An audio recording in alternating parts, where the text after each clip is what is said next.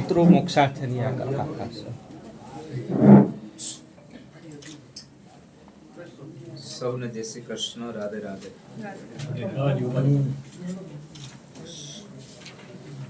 રાજકોટની આ પાવન ધરામાં રંગીલું રાજકોટ આપણે સૌ ઓળખીએ છીએ. લોકો અનેક અનેક રંગોથી રંગાતા હોય છે, પણ જ્યારે રઘુવંશી સમાજની એક કથા રેસ્ટોરન્ટ 3 હતી અને ત્યારે વ્યાસપીઠને એક વિચાર આવ્યો, કારણ કે વ્યાસપીઠ એ વિચારપીઠ પણ કહેવાય છે.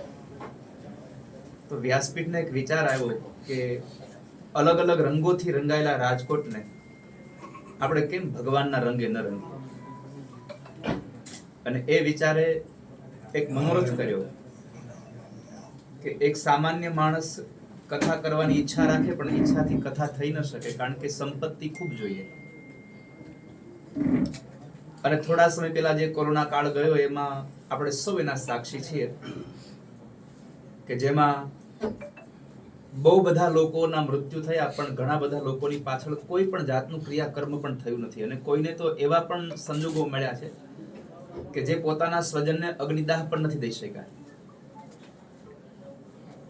એટલે વ્યાસપીઠે એક વિચાર કર્યો કે રાજકોટમાં એક એવું આયોજન કરીએ કે જેમાં દરેક જ્ઞાતિનો, આ કથા કોઈ એક જ્ઞાતિની નથી.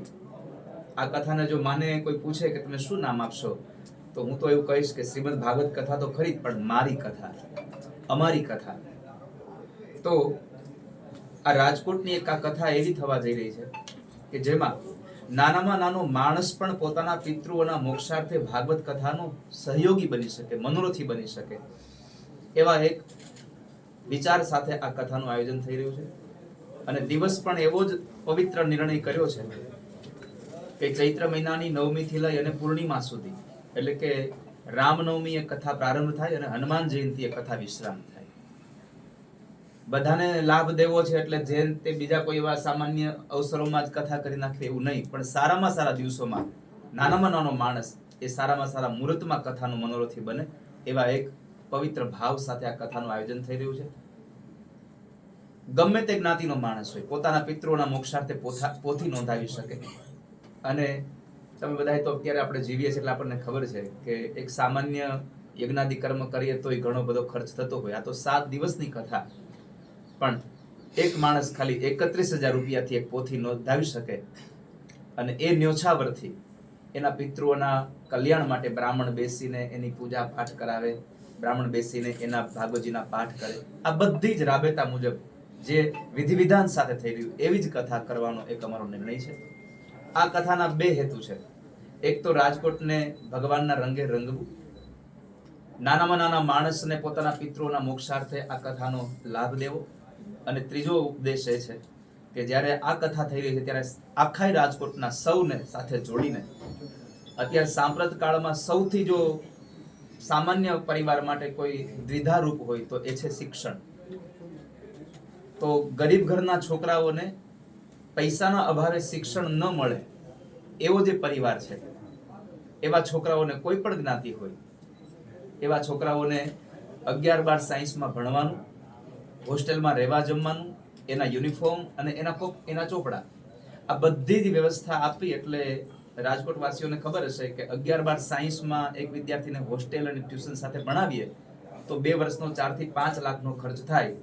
પણ અમરેલી અને લાઠીની મધ્યમાં 40 વીઘાના એ દિવ્ય પરિસરમાં Radhe Radhe education and charitable trust દ્વારા તથાસ્તુ વિદ્યાપીઠ નિર્માણ થઈ રહી છે. અને એ તથાસ્તુ વિદ્યાપીઠમાં ગરીબના છોકરાઓને 11-12 સાયન્સમાં ભણવાનું, હોસ્ટેલમાં રહેવાનું બધી જ વ્યવસ્થા આપવાની. એક છોકરાનો 4 લાખ રૂપિયાનો ખર્ચો, પણ એની પાસેથી 1 રૂપિયો ફી ન લેવી, એવી તથાસ્તુ વિદ્યાપીઠ નિર્માણ થઈ રહી છે. એના ઉત્કર્ષ માટે થઈને, એના ઉત્થાન માટે થઈને આ કથાનું આયોજન થયું છે.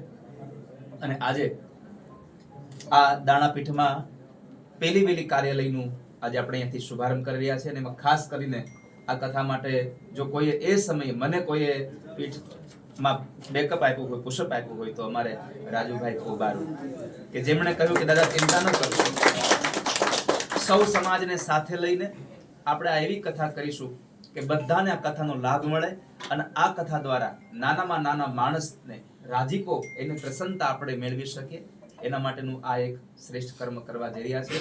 રાજકોટની તમામ જનતાઓને, તમામ સમાજના લોકોને મારી પ્રાર્થના છે કે તમે આ એક ઉમદા કાર્યમાં જોડાજો, તમે તમારી આહુતિ આપજો. તન, મન અને ધન આ ત્રણેયથી આપણે જોડાશું તો આપણો આ કાર્ય જે નિસ્વાર્થ ભાવનો છે એ કાર્ય એકદમ પવિત્ર ભાવ સાથે આપણું સંપન્ન થશે.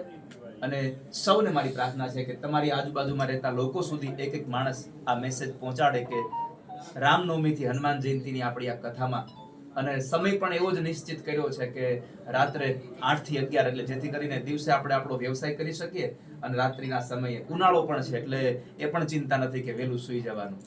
એટલે ખૂબ સારો સમય એક નિર્ણય કર્યો છે. આપ સૌનો સાથ મળે, સહકાર મળે અને આ કાર્ય જેટલું આપણે ધાર્યું છે એના કરતા સવાયું સફળ થાય એવી આપણા સૌની એક આહુતિયામાં પડે એવી સૌને મારી પ્રાર્થના છે. અને આપણે સૌ ફરીવાર યાદ રાખજો, આ કથા કોઈ એક જ્ઞાતિની નથી, આપણી કથા છે, મારી કથા છે. તમને બધાને આ કથામાં જોડાવા મારું પ્રાર્થના છે. રાધે રાધે. બાપુ, ખાસ દેશની અત્યારની પરિસ્થિતિ, સનાતન ધર્મને એક ગૌરવ દેશ ઉપર કઈ રીતના જોવો છો? અત્યારના દેશની પરિસ્થિતિને લઈને આપનું શું? દેશની પરિસ્થિતિ હંમેશના માટે કથાઓમાં કહ્યું છે ને કે ખાલી સંપત્તિ વધવાથી સ્થિતિ નહીં બદલાય, માણસમાં સારા વિચારો જોશે. અને આ સારા વિચારોનું જો કોઈ મૂળ હોય તો કથાઓ છે. બિનુ સત્સંગ વિવેક ન હોય. રામકથામાં કહ્યું છે રામાયણમાં કે સત્સંગ વગરનો વિવેક ન હોય, અને વિવેક ન હોય તો માણસને કેમ કોની સાથે જીવવું, કેની સાથે કેવી રીતનો વ્યવહાર કરવો એનું જ્ઞાન નહીં મળે. એટલે આ ભાગવત કથાથી બહુ બધા કાર્યો થવાના છે. કેવલ ખાલી પિતૃ મોક્ષાર્થ માટેની કથા નથી, પોતાના ઉદ્ધાર માટેની પણ કથા છે કે પોતાને પણ જીવનનો એક સારો રાહ મળે. અમારો કથાનો એક હેતુ હોય છે કે માણસ નિર્વ્યસની પણ બને, સમાજમાં એજ્યુકેશન આવે, કારણ કે એજ્યુકેશનથી જ બધું પ્રાપ્ત થવાનું છે. એટલે સારા વિચારોની સ્થાપના થશે તો આતંકવાદ પણ ચોક્કસપણે દૂર થશે. અને રહી વાત સનાતનની, તો સનાતન તો એટલું ઊંડું મૂળ છે કે જેની કોઈને ખબર જ નથી કે કેમ આને કાપવું જોઈએ. એટલે સનાતનને ક્યારેય કોઈ હાનિ પહોંચાડી શકવાનું નથી, પણ સનાતનને હાનિ નહીં પહોંચાડે એ ભાવ સાંભળીને આપણે સાવ નિશ્ચિત થઈ જવાની જરૂર નથી, આપણે સાવધાન રહેવાની જરૂર તો છે જ. એટલે આપણે સૌએ ખાલી વ્યાસપીઠ જ સનાતનની રક્ષા કરવા માટે નીકળશે એમ નહીં. હિન્દુ સમાજમાં, હિન્દુમાં જન્મ લેનારો માણસ એક એક વ્યક્તિને કહેવો જોઈએ કે અમે સનાતનની રક્ષા કરશું, ત્યારે સનાતની બની શકાશે. ખાલી સનાતની કહેવાથી નહીં, હાથમાં માળાઓ લેવાથી નહીં, પણ ખરેખર સનાતન શું છે એને સમજીને જો એમાં આપણે આહુતિ આપીશું તો સનાતનની રક્ષા થશે.